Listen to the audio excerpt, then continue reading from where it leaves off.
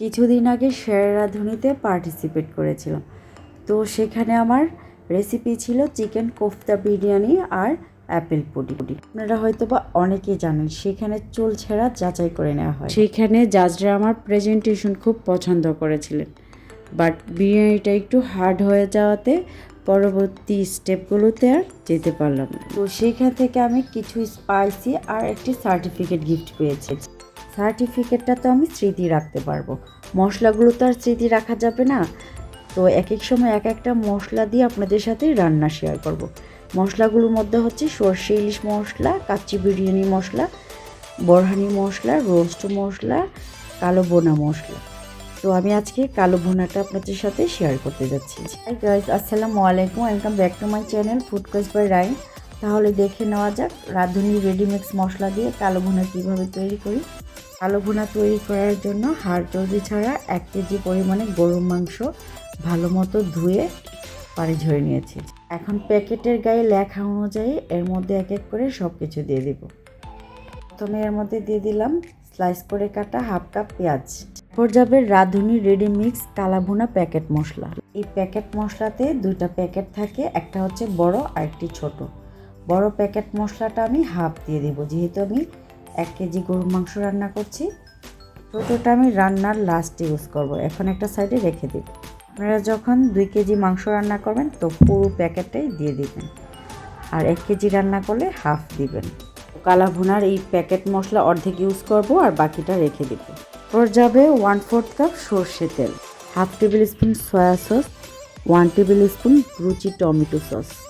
রুচি tomato sauce অনেকটাই ঝাল থাকে, কালা ভুনার জন্য এই রুচি টমেটো সসটা একদমই পারফেক্ট। তারপর স্বাদ অনুযায়ী লবণ, এরপর ফাইনালি যাবে পরিমাণ মতো পানি।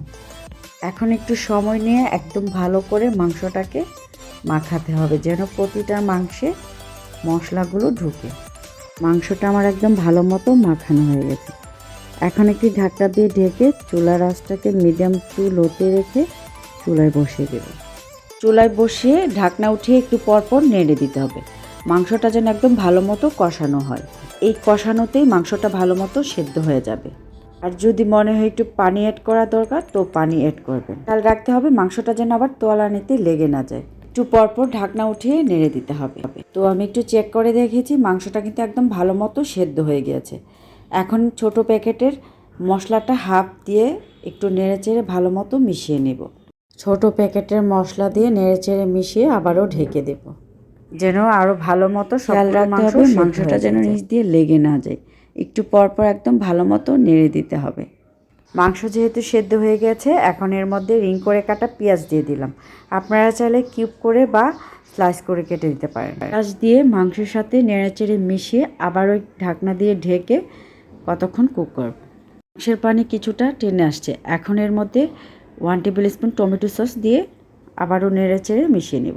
চাইলে আরও পরে অ্যাড করতে পারেন। আর এই টমেটো সস দেওয়ার পরেই মাংসতে খুবই সুন্দর একটা কালার চলে আসে। ফুল স্পাইসি দিয়ে একদম ভালো মতো নেড়েচেড়ে মিশিয়ে নিচ্ছি।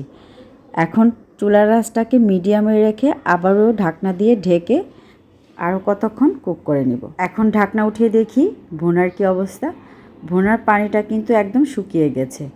এখন শুধু নেড়ে নেওয়ার পালা। এখন আর ঢাকবো না, এখন চুলার আঁচটাকে মিডিয়ামে রেখে অনবরত নেড়ে নিব। নাড়তে নাড়তে একটা সময় মাংসতে যে বাড়তি পানিটা আছে সেই পানিটা শুকিয়ে তেল ভেসে উঠে আস্তে আস্তে কালা ভুনাতে পরিণত হবে। ঘরোয়া মশলা দিয়ে আমার চ্যানেলে কিন্তু আরেকটি কালা ভুনার রেসিপি আপলোড দেওয়া আছে।